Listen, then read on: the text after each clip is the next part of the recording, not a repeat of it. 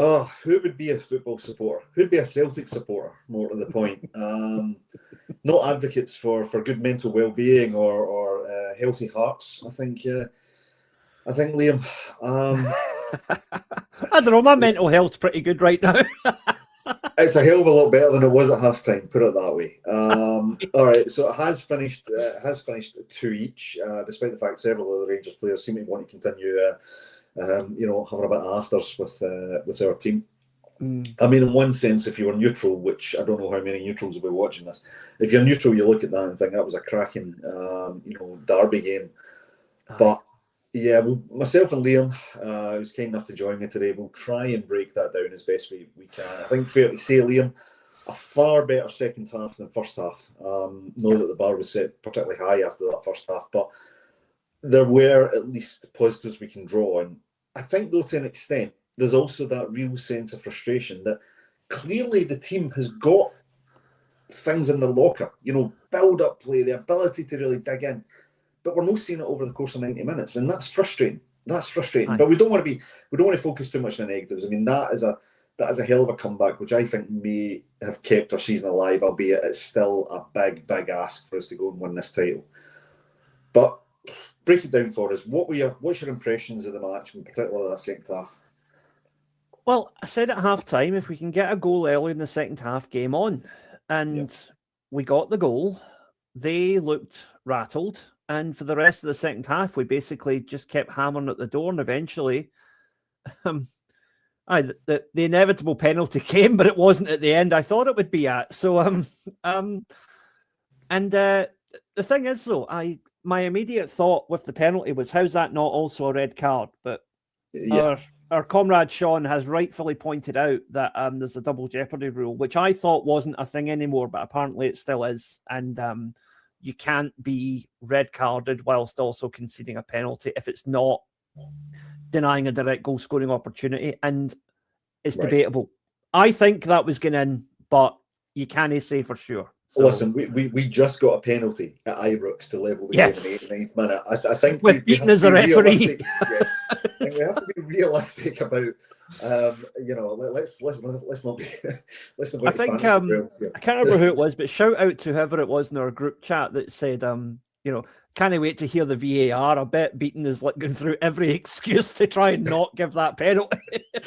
You just imagine him sitting at the screen going, "No, come on, give me something. No, come on, must be something, anything."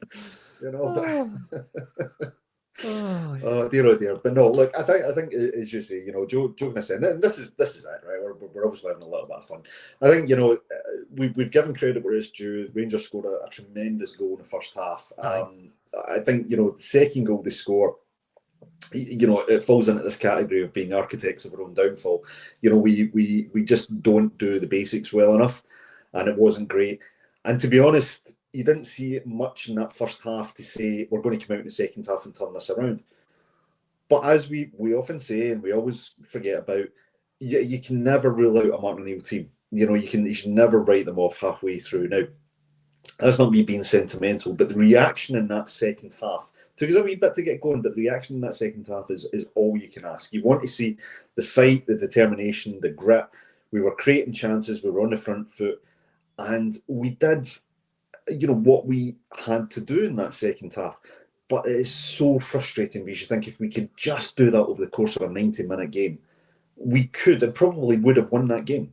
And that's the big frustration, Liam. And I think that is one of the reasons why if we don't win the league this season, that will be looked back and said, we just couldn't keep the momentum and the intensity. Sorry to sound like Fozzie there, but the intensity going for the full 90 minutes.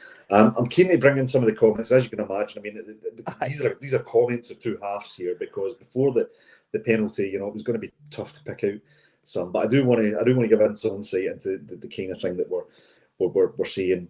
But you just see, I mean, Michael Ross just sums it up, and that was me. I was dancing about the room when this comes in, when it happened. Michael Ross again. I mean, you were right on form. For fudge's sake, unreal. Yeah, absolutely. And suddenly you just get that belief. But I think Stephen Broadley probably came in, and I felt a bit like this. I was like, right, we've scored below damn whistle, just to get out. Because I think at half time we might have bit your hand off for that eventual result. But then you're getting folks coming in, just talking about. Well, what I'll bring in, because I think this is, I thought Pete would have a say in this, but not like that. Yeah, we're absolutely going to hear comment of the day right there. There's going to be a lot of that. I want to bring this from Boys Brigade and get your thoughts, Liam, because look, he was a man we spoke about. He didn't start the game. He's been off form. He's been scrutinised. And justifiably so. He's received quite a lot of criticism for his performances and the lack of impact he's had in games. I think today, second half, he was a difference maker. One of the big criticisms of Rio Hatate, and it's one that I think is valid, because it's also one that you hear occasionally levelled at him in the Japanese press when he plays for the national team, is abdication of responsibility. He'll make the safe pass rather than take a risk and try and do something, right? But last minute at Ibrox, and he's like, give me that ball, I'm taking that penalty.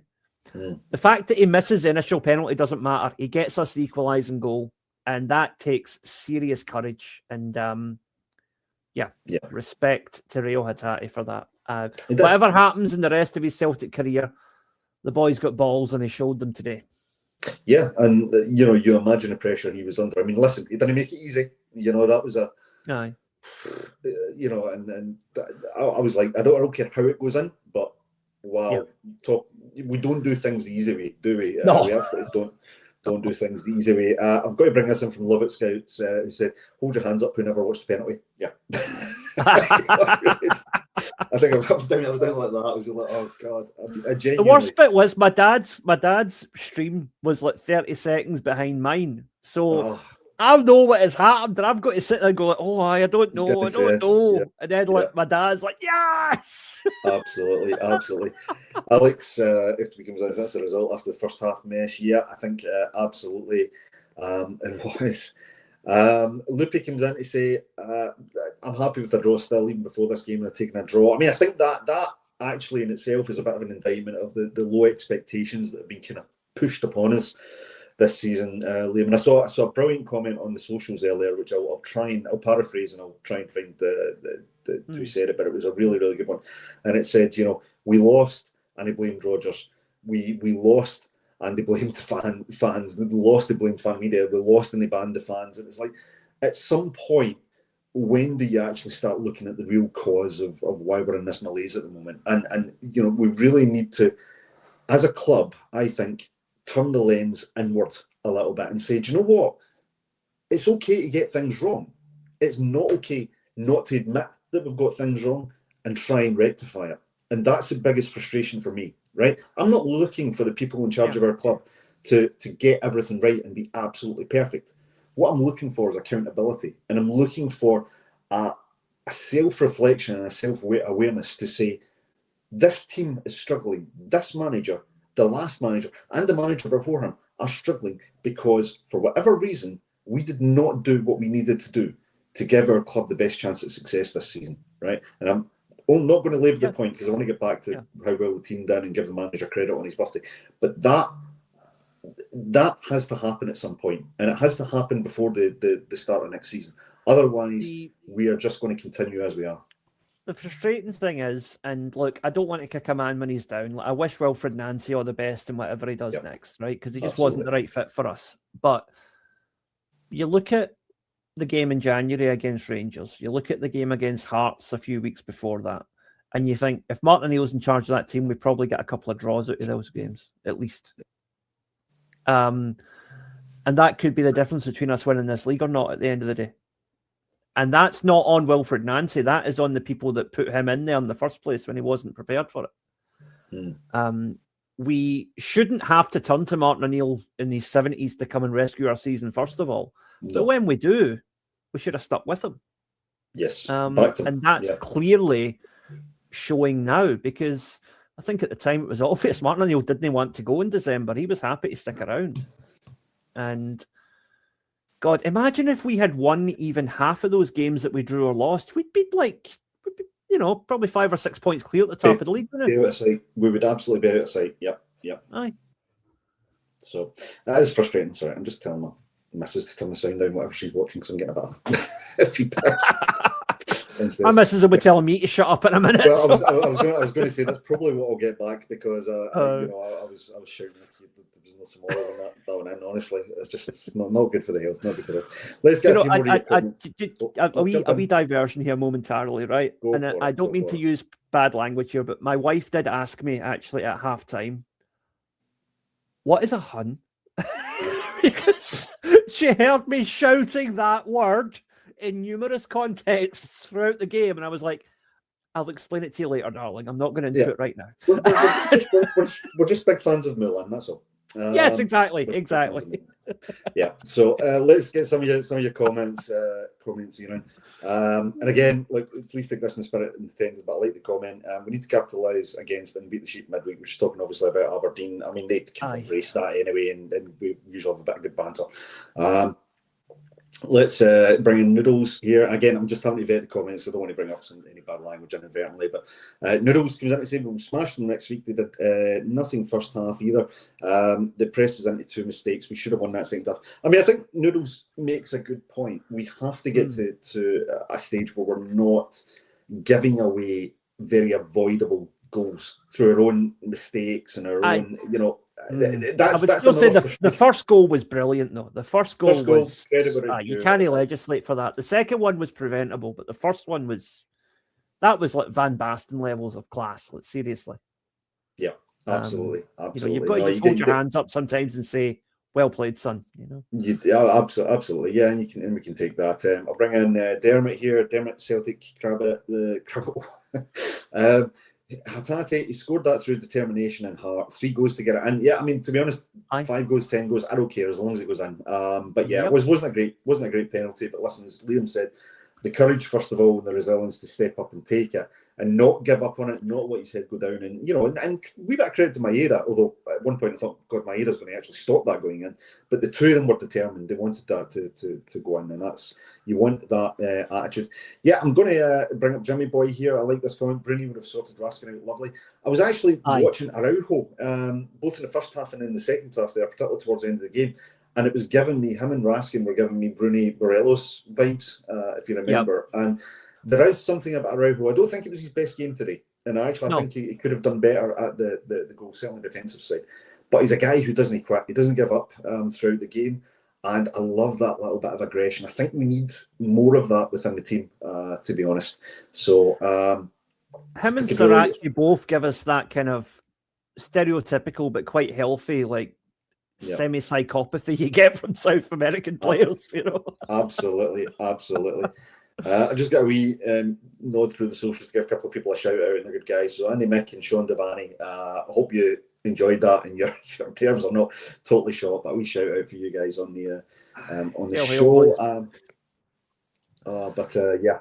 I'm just looking at the somebody said Araujo was a Wilfred Nancy signing. We should have him as chief scout. I'm not sure how well that would go down. To be fair, but I like I like it. Noel Doran comes in. Let me bring this in. 2 things to say about the Ox. So Oxlade-Chamberlain looks off full match sharpness, and maybe understandably. And then English players come up to find it a struggle in the Glasgow derby. I mean, look, I said it in the pre-match. I said I don't think many people appreciate the intensity level and the expectations that you have right from the off when you join Celtic or Rangers for that matter. Right? Let's be fair, but I do think that we have to be reasonable with Oxlade-Chamberlain. He's a class act. He's demonstrated that throughout his career. He's not a guy who's starting off. He's a guy who's achieved tons. I think taking him off. I didn't think he was necessarily the top candidate to be taken off, if I'm being brutally honest. But I did think that we need to show a degree of patience. And it's actually not Oxlade-Chamberlain's fault that, one, he can't play in Europe, and two, that he was brought in so late in a transfer window where surely to goodness, if he was available in August, why didn't we get him then? Exactly. So I'm prepared to give Oxlade-Chamberlain time. I do think, like every player, he'll be subject to the expectation levels and the standards. But I am prepared to give him that time. And CJC comes in to say, I'm glad the team showed some character. They did, and we needed that in the second half. And I think I often think that when you're lacking quality, and I'm going to be brutally honest, I think we do lack quality within this squad. We lack the quality that we're used to seeing. We're also missing some really key top players. So caveat with that. There are players for me who I think would have we could have allowed for a bit more development time. Players like Tunekti, players like Murray, if we have a squad there that can share some of the load, but some of these guys are getting thrown in. They're getting thrown in. It's a little bit sink or swim. But we absolutely, when you don't necessarily have the quality or not at the level we need to be, you've got to show the character. You have to show the character and the resilience. And to give the team credit, they absolutely did that, I think, in that second half.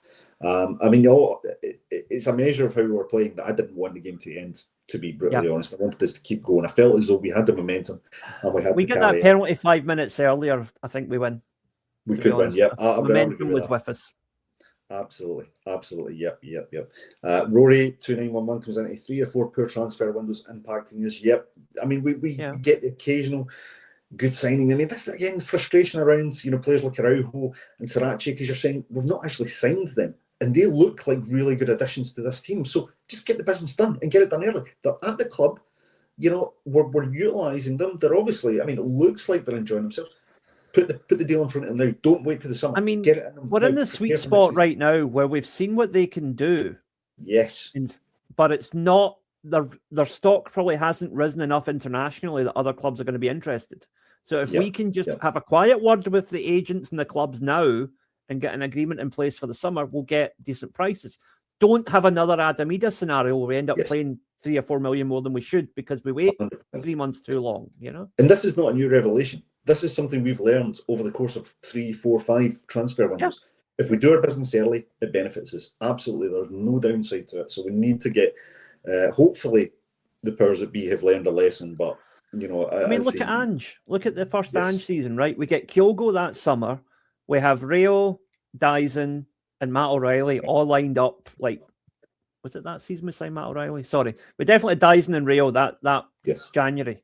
Very early they came in. I think we got Matt O'Reilly that window as well, didn't we? Aye. And get the business done quickly, have it lined up before the window opens, and announce the players on the first day. That is how you do it. Yeah, absolutely. And I think it'd be a great way to get some of the support back on side. And I just, for me, there's no downside to it. Are we bringing Jay Conley? Great goal by Tierney. Yeah, I want to talk about Kieran Tierney. He's a player who, I think was largely been desired to come back to the club for a bit of time. Lots of concerns about his injury. I think fitness is, is getting back to where we need it to be. But what's been great about Kieran Tierney is he's starting to influence games in a very positive way. He's starting to get goals. He's starting to put in good crosses. He's starting to show his leadership. And we really need that. And I thought getting the goal in the second half, great for him being in that position, it's just so good to have a player who I think, or another player that I think really understands the expectation levels and the standards. Like I think the rest of the team, I don't think he in his best first half, but you need your leaders to step up when required and lead by example. And I really felt as though he did that. So yeah, really, really pleased to see Kieran Tierney getting the goal. And I thought his performance merited it. Yep. Trying to see what else we've right. Honor Perm was asking about comments being shadow banned. Guys, we don't ban any comments. We might not bring them up if we've got naughty words, but we don't ban anything on YouTube. I think there's an algorithm in there. I don't know what's behind it. I'll maybe have a look. I might have accidentally got us demonetized for the mention of the followers of Hannibal. I apologise for that. Yes. Yeah. And honestly, Liam, we're going to have a word about this. I'm going to get. Was it Hannibal? No, the Hanover. Sorry, I'm getting confused now. Speaking of Shadow goes in to say Araujo loves a wind up. Yeah, but I think you need that. You need characters like that in the team. So I would absolutely agree with that. Derek comes in to say, and this is a worry, and something I think that Paddy Sinnott keeps talking about on the Acsom chat, is that Chermiti is not having a particularly good season by his standards, but it's good against us. Yeah, he keeps finding space against us, and that's something that we need to address. But yeah, take nothing away again from that cracking goal he scored today. We'd be praising that to the absolute hell if one of your guys had done it. So yeah, it was excellent. Ernest mostly comes in to say that is a massive point. I mean, yeah, I want us to lose on our next talking point, Liam. So I think I want to try and get the permutation right here. As I understand it, I think we are, 9 points behind Hearts, or is it less than that now? I don't have access to the table, so goodness knows what the permutations are. But we're well behind Hearts with a game in hand. So we are looking for them to drop points somewhere along the way. If we beat Aberdeen, we are 5 points behind Hearts with the same number of games played. Right. So and they've still to come to us. So, and they've still to play Rangers as well. So right. So there's still a few different variations that can happen. In terms of what you saw today, Liam, and I want to take into account both halves. So we've had the real horror show that was the first half today. We've had the resilience and the comeback in the second half. Still stuff to be concerned about in the second half performance. We need to be fair, but at the same time, we showed a bit of character and a bit of mettle, as people have said. Has this team, given that we can't really do much with this team, we might have the odd injury come back, but we can't do much with this team. Do we have it in our locker to win this title? I mean, we've had more false dawns this season than a narcoleptic vampire, but yes, I do think we have the ability to win this league, because I don't think we are that great, right? I really don't, right? But there are obvious deficiencies in our team. Hearts are at the top of the league at the moment on merit because they have been the best team up until now, right? And I haven't acknowledged that before, and I want to apologise for that because I have not given Hearts due respect. I kept thinking, oh, they'll fall away. It'll be between us and Rangers, but no, Hearts have stayed the course, and today has actually worked in their favour. But it's I think we can win the league because I think Hearts and Rangers both have obvious deficiencies about them, even though they're both still above us in the league for the time being. I think it's a three-way battle right now, and I think it's any of the three teams could win it right now, quite frankly. Yeah, no, I think that's fair. That's fair. Yeah, my view is I think I would never ever bet against the Martin team. I think if we win it, it has to go down as one of the toughest title victories, I think, probably certainly in my memory anyway. But I don't think it disguises or in any way should deflect away from the fact that we are a team in transition and we need a serious rebuild in the summer, depending on who's going to be.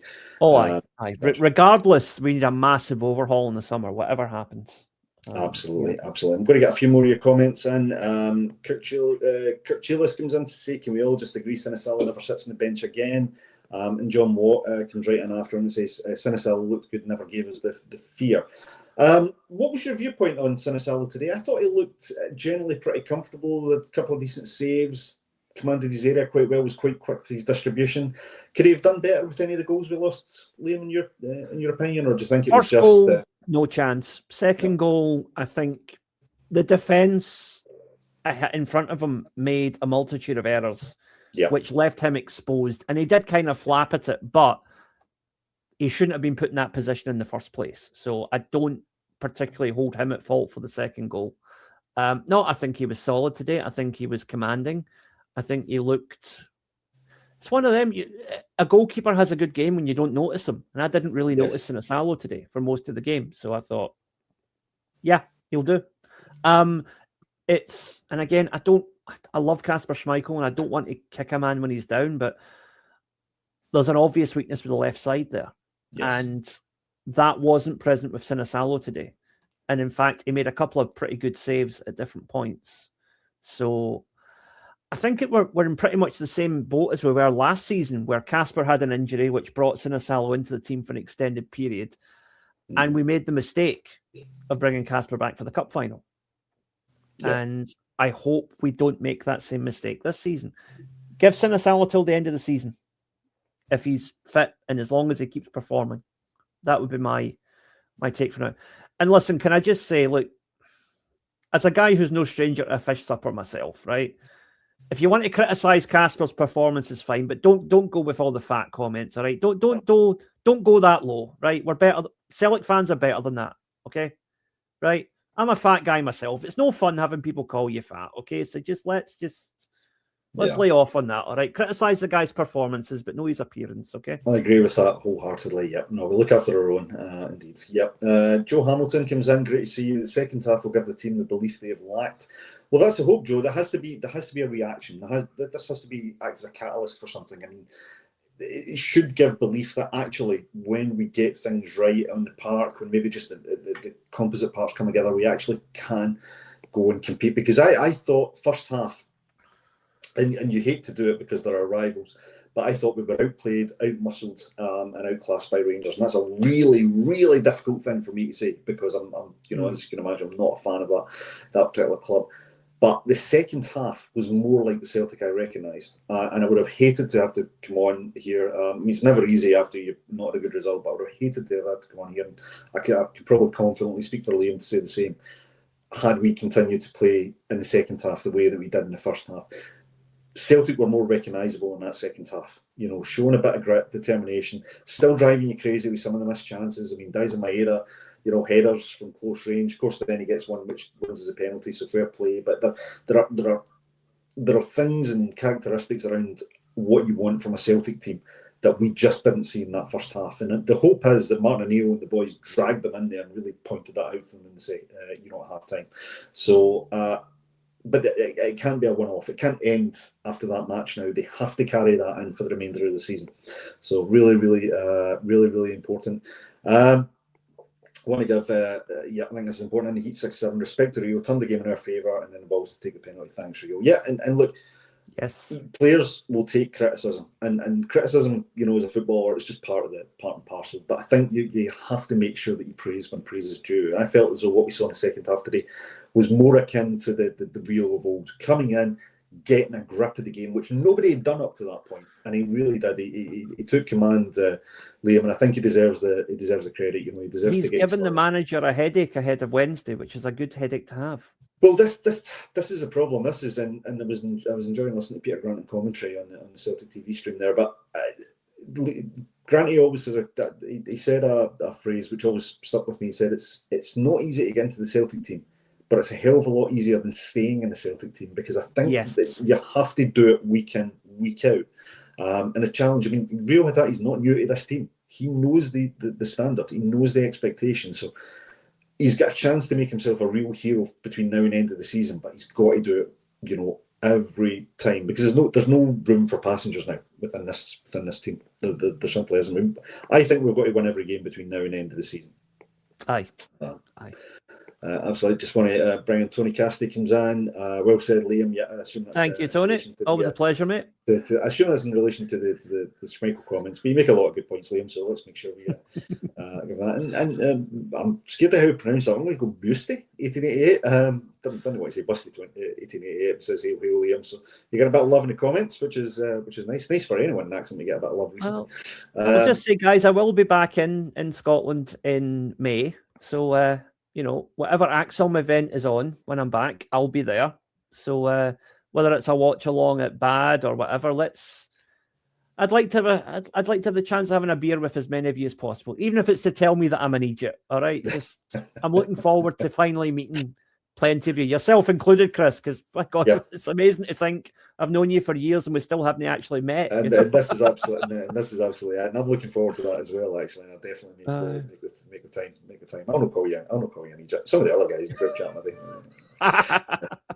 So, guys, we're almost at the half-hour mark there. So, what I'd like to do now, we'll let Liam go because I know what time is it where you are, Liam, at the moment? 11:30. It's not too early. 11:30. So this is the commitment. This is the commitment we get. So, last word, Liam, because it is the great man's birthday today, and I know he's facing, probably the most challenging managerial circumstance that he's faced, certainly as far as our club. But he is 74, no 75, as I said in the pre-match. He's 74 today. Hopefully, today's result gives him a wee bit of something to celebrate and be proud of. But make no mistake, he'd have preferred to win today. But I just want to get your thoughts. I mean, what does this man mean to you as a Celtic supporter? Well, I've got a wee drink here which I was keeping specifically for full time. I stayed teetotal during the game. I hope you'll all note. So here's to you, Martin. Happy birthday, mate. Cheers and thank you. It's a Kiwi thing that I'm drinking here, so all the best. Fair enough. Yeah, I'm not hitting the only green can I could find in the shop. So there you go. I'll tell you, at half time, I was certainly tempted to get something a bit stronger to drink, but no, we have the absolutely professional. Yeah, I would echo that. I think for a lot of people, Martin O'Neill has he's endemic of some of the success we started. I saw Martin O'Neill as not quite laying the groundwork for the success we've had. I think that started with Tommy Burns in terms of the style of play for me as a supporter, and then Wim Jansen's with that historic season, Henrik Larsson coming in.